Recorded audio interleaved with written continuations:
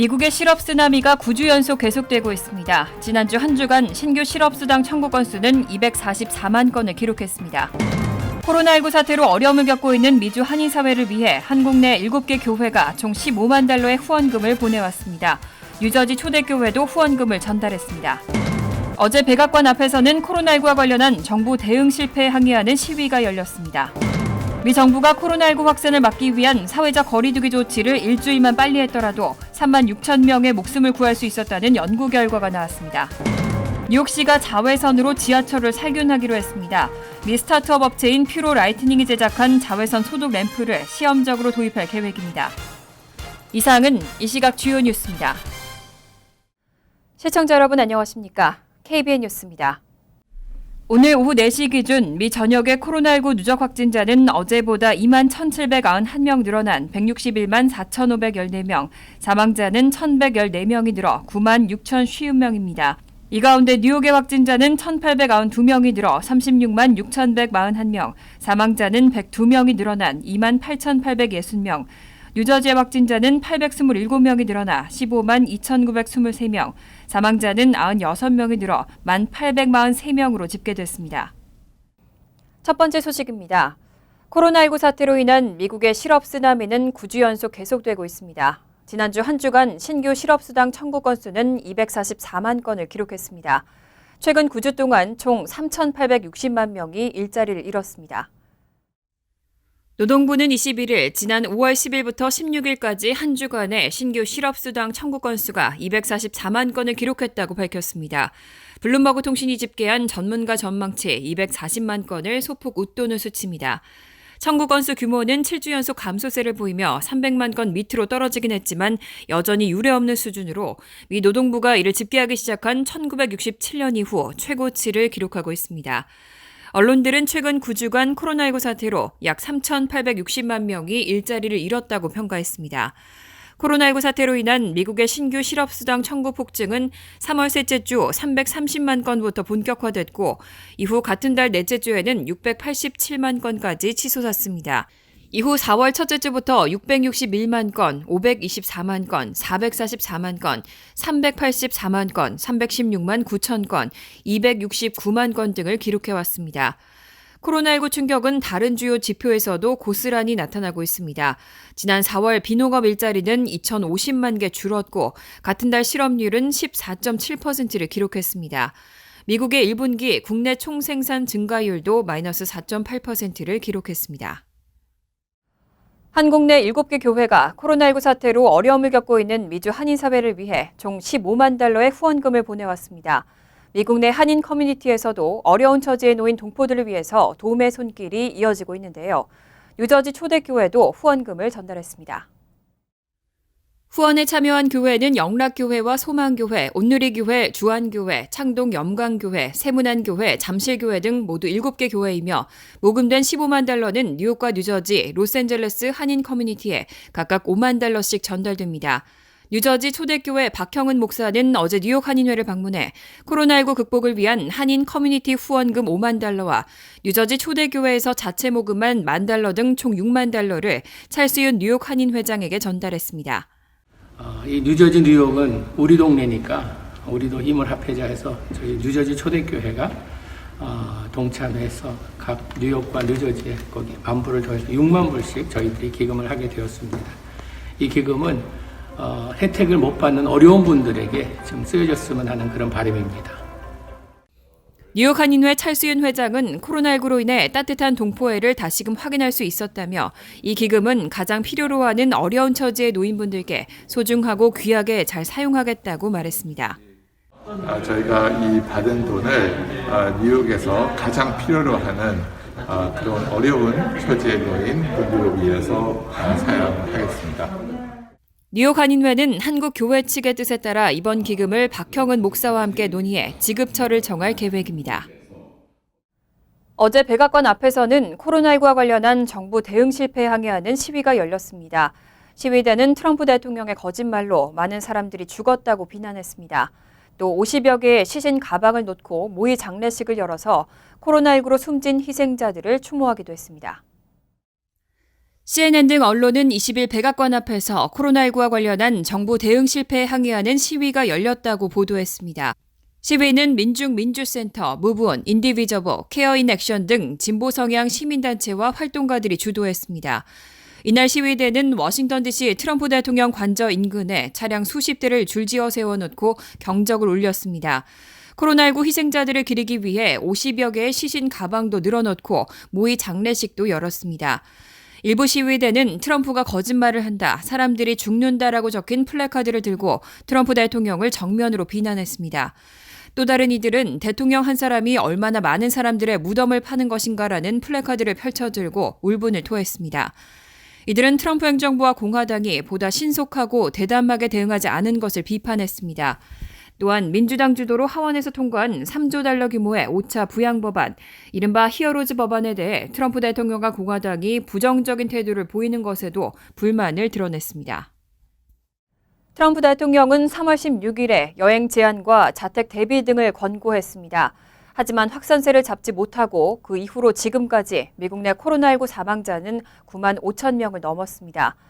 정부가 코로나19 확산을 막기 위한 사회적 거리두기 조치를 일주일만 빨리 했더라도 3만 6천 명의 목숨을 구할 수 있었다는 연구 결과가 나왔습니다. 20일 뉴욕타임스는 컬럼비아 대학교 연구진이 지난 3월 중순 이후 사람 간의 접촉이 감소한 것이 감염병 확산 속도에 어떤 영향을 미쳤는지에 대한 모델링 연구 결과를 통해 사회적 거리두기 조치가 일주일만 빨랐어도 3만 6천 명의 목숨을 구할 수 있었을 것이라고 보도했습니다.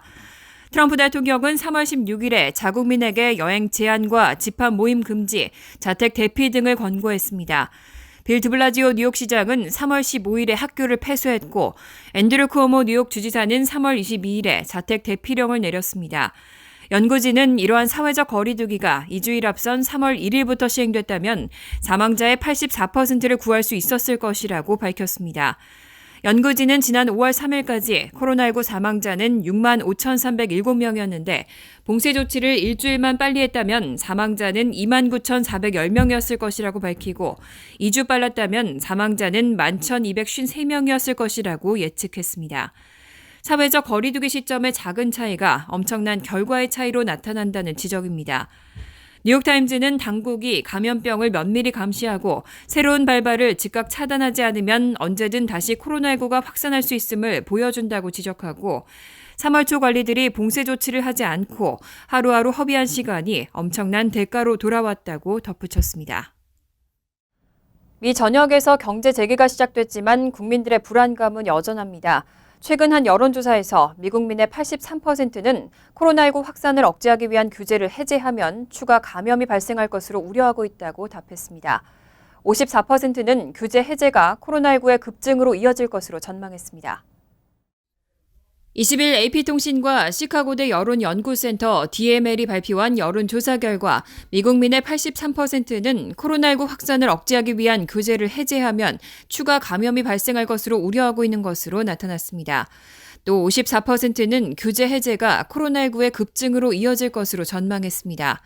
AP통신은 많은 주의 지도자들이 코로나19 대유행 이전의 삶으로 돌아가기 위해 노력을 강화하고 있지만 미국인들 사이에서는 제2의 코로나19 감염에 대한 우려가 높아지면서 공공장소 재개방에 대한 반대가 폭넓게 강화되고 있는 것이라고 전했습니다. 하지만 미국민들은 코로나19 확산을 막기 위한 규제 조치들에 대해서는 더 이상 압도적으로 지지하지 않고 있습니다. 또 트럼프 대통령이 각 주들에 미국을 개방하라고 촉구하면서 규제 조치들에 대한 지지는 지난 한 달 동안 감소세를 나타내고 있습니다. 다만 이번 조사에서 미국인 10명 중 8명은 코로나19 접촉 의심자는 자가 격리가 필수적이라고 밝혔습니다.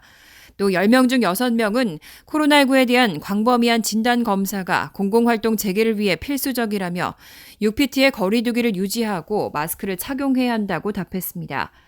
절반 가까운 사람들은 공공생활이 재개되려면 먼저 백신이 개발되고 접종이 이루어져야 한다고 답했습니다.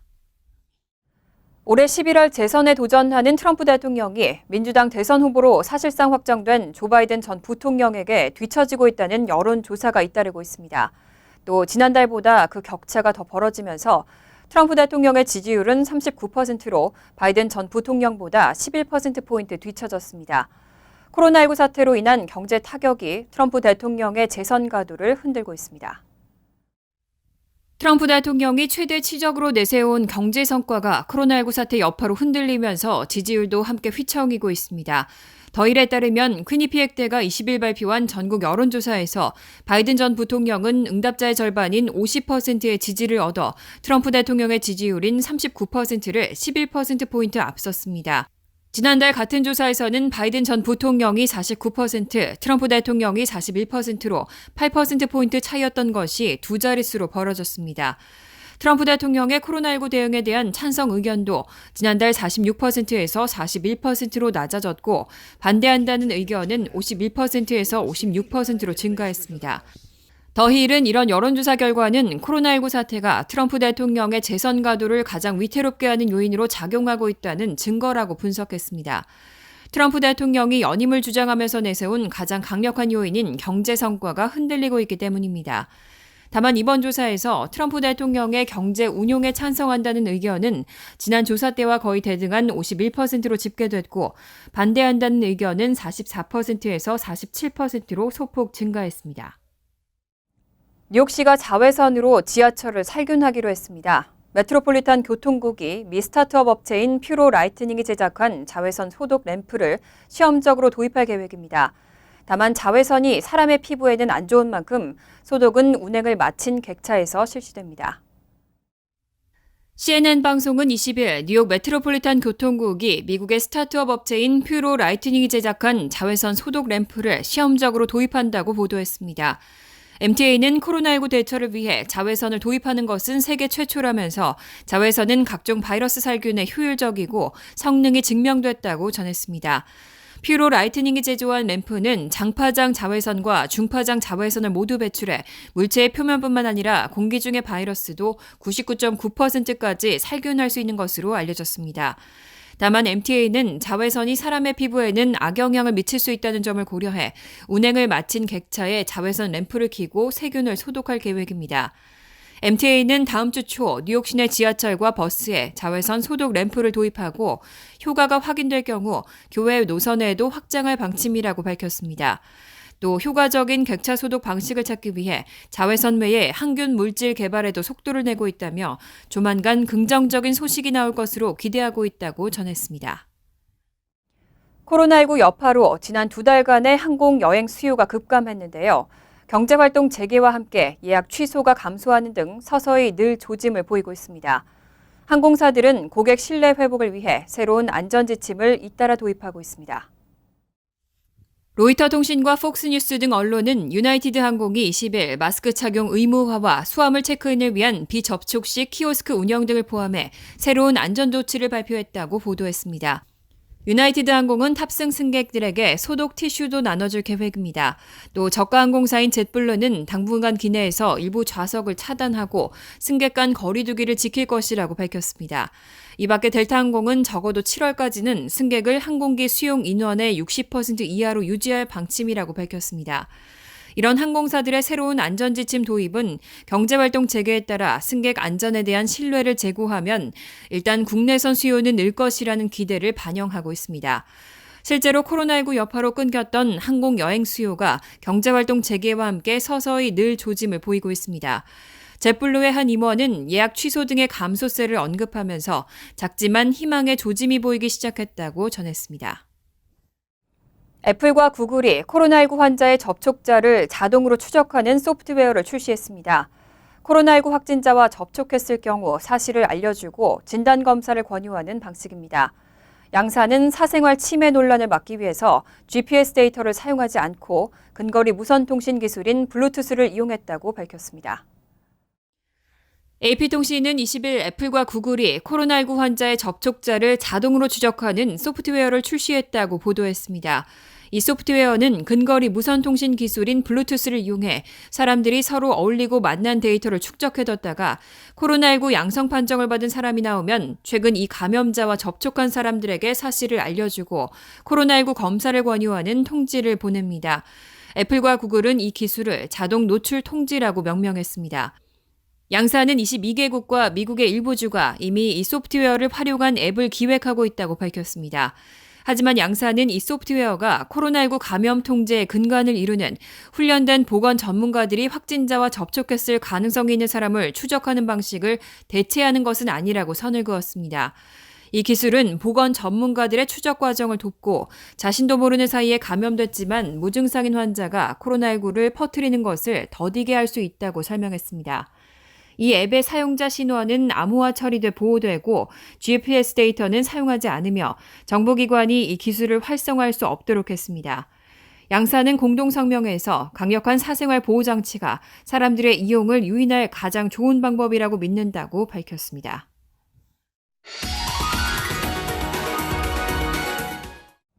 이어서 LA 지역 한인사회 소식입니다. 캘리포니아주에 코로나19 바이러스로 인한 하루 사망자가 132명을 기록했습니다. 팬데믹 이후 최고치 수준입니다. 캘리포니아주 보건당국에 따르면 캘리포니아주의 코로나19 사망자 수는 132명으로 이는 팬데믹이 시작됐던 지난 4월 말 117명을 기록한 이후 가장 많은 수치입니다. 반면 코로나19 확진자 수는 지난주부터 감소세로 전환됐고 병원 입원율도 6주 전에 비해 15% 이상 하락한 것으로 알려졌습니다. 한편 오늘 LA 카운티는 1,324명의 신규 확진자를 포함해 총 48,057명으로 집계됐으며 이 가운데 LA 한인타운은 222명으로 나타났습니다. 또 오렌지 카운티 지역은 249명의 신규 확진자가 추가돼 총 4,742명으로 집계됐으며 특히 오늘 하루 동안 10명의 코로나19 사망자가 나와 코로나19 발병 이후 하루 사망자 수가 최고치를 기록했습니다. 팜스프링스는 수천만 달러에 달하는 세수 감소에도 불구하고 숙박업소의 영업 중단을 한 달 더 연장하는 방안을 검토하고 있습니다. 팜스프링스시는 캘리포니아주 당국의 비즈니스 재개 타임라인이 불확실한 만큼 이번 달 말까지 예정됐던 숙박업소 휴업을 6월 말까지 연장하는 방안을 고려하고 있다고 전했습니다. 현재 시 행정명령에 따라 호텔과 에어비앤비 등 모든 숙박업소들의 운영은 일시적으로 금지된 상태며 이를 어길 경우 초범은 $5,000의 벌금형에 처하고 재적발될 경우 최대 $25,000의 벌금이 부과됩니다. 한편 팜스프링스시는 코로나 사태로 인해 내년 회계 연도에 $7,800만 달러의 세수가 감소할 것으로 전망됐습니다. 간추린 소식입니다. 뉴욕주가 제한적인 범위에서 종교 모임을 허용하기로 했습니다. 앤드류 쿠오모 뉴욕 주지사는 20일 일일 브리핑에서 마스크를 착용하고 사회적 거리두기 지침을 준수하는 조건에서 최대 10명까지 종교 모임을 허용하겠다고 밝혔습니다. 쿠오모 주지사는 가능한 한 빨리 종교 행사를 하고 싶어하는 심정을 이해하지만 안전하고 현명하게 진행하는 방법을 찾아야 한다고 강조하며 가급적 드라이브인 방식의 종교 행사를 권한다고 덧붙였습니다. 플러싱 키스나블러바드에 코로나19 팝업 검사장이 오픈합니다. 21일부터 26일까지 운영하고 코로나19 감염 검사와 항체 검사를 모두 받을 수 있지만 사전에 전화로 예약해야 합니다. 뉴저지 월마트 매장에서도 다음 주부터 드라이브스루 방식의 코로나19 검사가 실시됩니다. 한인들이 많이 찾는 놀스버겐을 비롯해 가필드웰, 커니, 플레밍턴, 호웰, 마운트로럴 등 7개 매장 밖에서 매주 월수금 3일간 오전 7시부터 오후 9시까지 운영됩니다. 뉴욕시 정부가 코로나19 확산 예방을 위해 공무원 채용 및 진급 시험을 무기한 연기하면서 이를 온라인으로 치르는 방안을 모색하고 있습니다. 뉴욕시 행정서비스국은 지난 3월 17일부터 예정됐던 모든 채용 진급 시험을 연기했는데 지금까지 소방점검관, 건설 프로젝트 관리, 경찰통신기술사 등 총 7개의 채용 진급 시험이 연기됐습니다. 행정서비스국은 6월부터 시험 재개를 준비하고 있다며 온라인 시험 옵션도 고려 중이라고 밝혔지만 일각에서는 예산 부족 사태로 고용 동결을 시행하고 있다는 분석도 나왔습니다. 연방국세청이 연방정부의 $1,200 경기 부양 현금 지급을 받지 못한 납세자를 위해 핫라인을 개설했습니다. 아직까지 현금을 지급받지 못한 납세자는 IRS 핫라인 800-919-9835에 전화하면 상담을 받을 수 있습니다. 자신의 현금 지급 상황은 IRS 웹사이트에서도 확인할 수 있습니다. 환율과 증권 소식입니다.